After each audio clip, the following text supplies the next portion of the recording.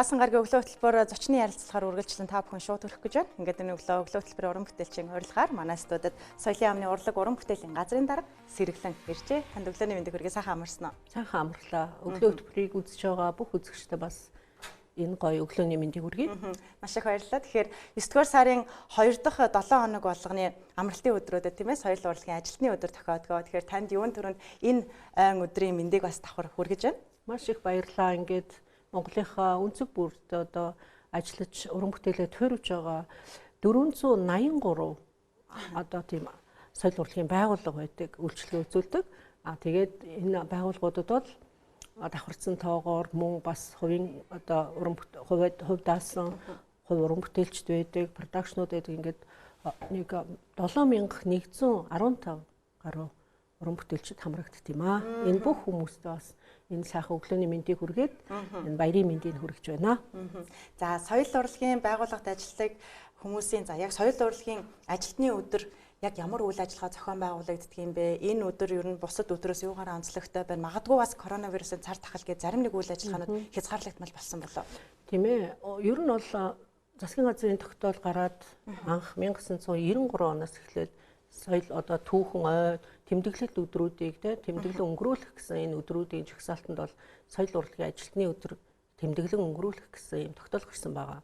Мэдээж хүн болгон мэдж байгаа соёл урлагийн ажилчид маань, уран бүтээлчид маань баяраар амардаггүй, амралтын өдрөөр бөөрч амардаггүй, ер нь яг амралтгүй хүмүүс шүү дээ. Тийм учраас яг соёл урлагийн ажилтны өдөр тэгээ баяр гэхээсээ илүү энэ өдөр үнэхээр соёл урлагийн ажилтан өөрсдөө бахархах, соёл урлагийн ажилтныг бас хөхүүлэн дэмжиж, сайшаан одоо шагнах тэдгээрийг бас олон нийтэд бас хүндтэйгээр бол бас таниулан мэдүүлэх юм бас тийм ойлголцлын юм уу хүндэтгэлийн өдөр гэж бид нар бол баяр гэхээсээ илүү бидний бас эрх ашиг, бидний бас үүрэг бас ойлгодог юм өдөр байгаасаа гэж бидрийг бол тэмдэглэн ирсэн байгаа. Бидний сүүлийн 2-3 жил бас энэ цар тахал аимшигтай өвчний улмаас бол олон нийтийн бид нар бол маш сүртэй бүх одоо байгууллагаараа ч гэдэм үү бүр салбараараа ингэж тэмдэглэдэг байсан.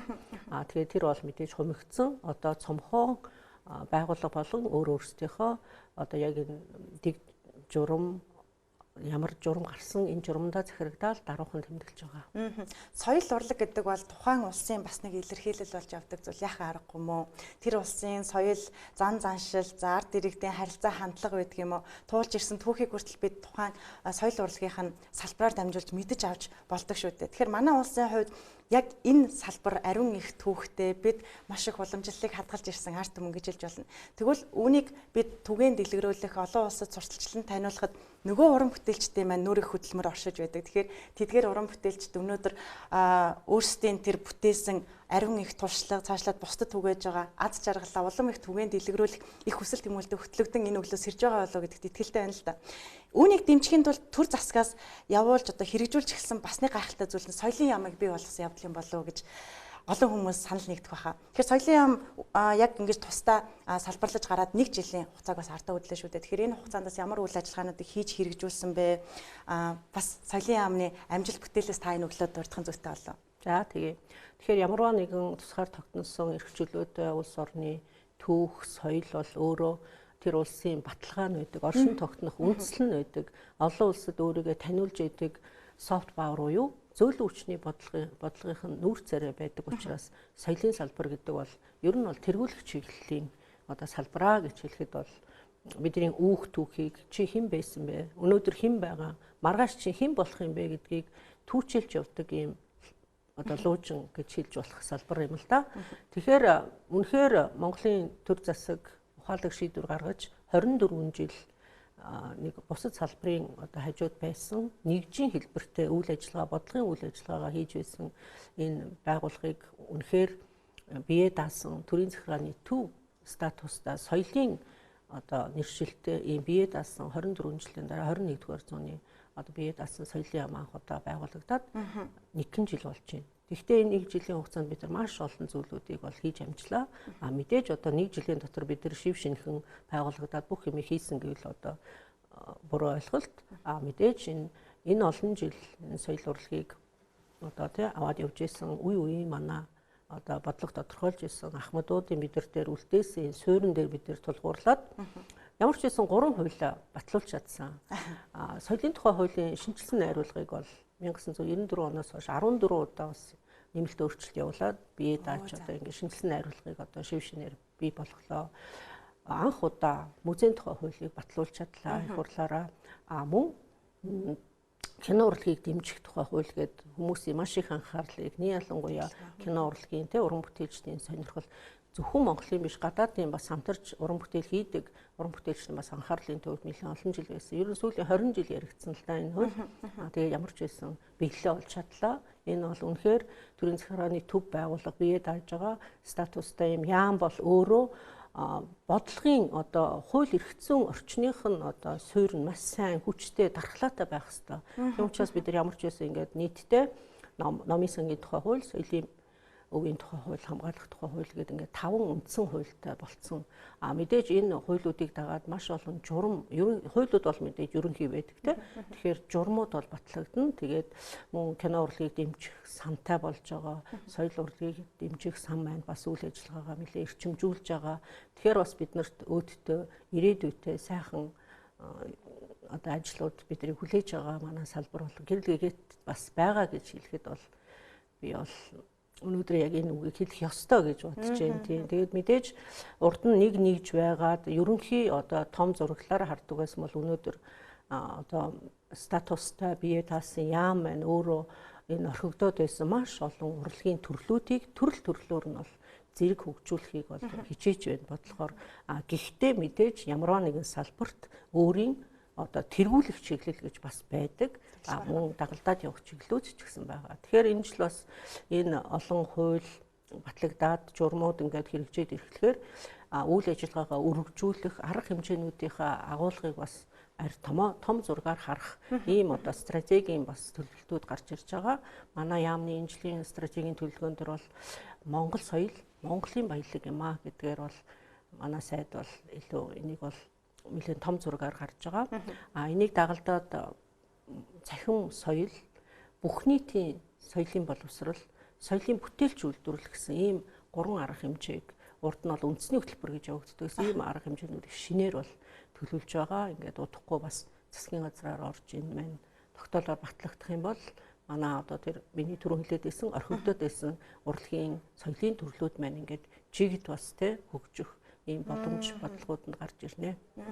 Яг тэр орхигчээсэн одоо урлагийн төрөлд хүрч ажиллана гэдэг өөрөө маш их том одоо ажлын үр дүн харагдах байх л та. Тэнд бол нэг хүн нэг одоо хамт олонны үйл ажиллагаа биш маш олон салбар нэгдэж маш олон хүний хүч хөдөлмөр хүрэх нь ойлгомжтой. Өнөөдрийг онцлоод ярил энэ 7 хоногийг онцлоод ярил яг энэ соёл урлагийн ажилтны өдөр бол хүн болгоны баяр мэт. Тэгэхээр яг энэ соёлын байгууллага, соёлын яамнаас хийж хэрэгжүүлж байгаа үйл ажиллагаа, тэр хууль, цаашлаад хэрэгжилт хөтөлбөр гээд бүх зүйл хүн нэг бүрт хамааралтай байна уу да гэж хараад байна л да. Тэгэхээр хүмүүст илүү иргэд рүүгээ чиглэсэн бас ямар үйл ажиллагаа хөтөлбөрүүдийг та бүхэн цаашдаа хийж хэрэгжүүлэхээр төлөвлөж байна. Урлаг гэдэг өөрөө хүн болгонд бас л гэрэл гэгээг авчирдаг сайхан зүйл шүү дээ.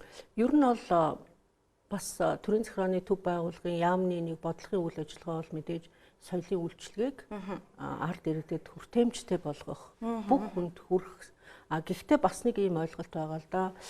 Соёл урлагийн бүх нийтийн боловсролч гэдэг юм уу тийм урлагийн боловсрол, соёлын бодлого, соёлын үйлчлэгээ гэхээр бүх одоо иргэдүүд бол энэ бол зөвхөн нэг соёл урлагийн уран бүтээлчдийн хийх ажил гэж бол бас ойлголт байдаг. Үгүй энэ бол бүх нийтийн одоо оролцоо мэдээж нийгэмд зориулж бид нар танд зориулж би уран бүтээлээ туйрдаг учраас та бит хоёрын харилцаа, уялдаа холбоо, бусад салбаруудын одоо урлаг соёлд хамаарахгүй салбар гэж юу н байхгүй. Нэг ялангуяа соёлын өргөн ойлголт. Тийм учраас бид нар бүх нийтийн соёлын боловсрол гэсэн энэ одоо арга хэмжээ, үндэсний хэмжээний арга хэмжээг бол хийх нь зүйтэй гэж энийг бол одоо соён гэгэрэлтээр тулгуурласан одоо энэ одоо арга хэмжээ хийнэ гэж бүр зориг гаргаж зорж байгаа.